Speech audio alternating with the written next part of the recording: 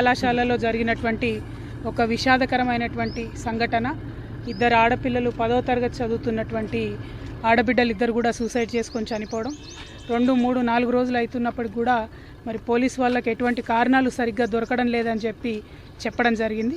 మరి జరిగినటువంటి ఇష్యూ చాలా దారుణమైనది, హృదయ విదారకంగా ఉన్నది. ఇద్దరు ఆడపిల్లలు ఒకటే రూమ్లో సూసైడ్ చేసుకొని చనిపోవడం, మరి ఒక అనుమానాస్పద రీతిలో ఉన్నటువంటి సూసైడ్ లెటరు, ఇక్కడ చూస్తున్నటువంటి పరిసర ప్రాంతాలు అన్నీ కూడా కొద్దిగా అనుమానాస్పదంగా ఉన్నాయి. మరి పోలీస్ వాళ్ళు తక్షణమే మంచిగా ఇన్వెస్టిగేషన్ తరోగా చేసి దోషులు ఎవరన్నది నిర్ధారించాల్సినటువంటి అవసరం ఉన్నది.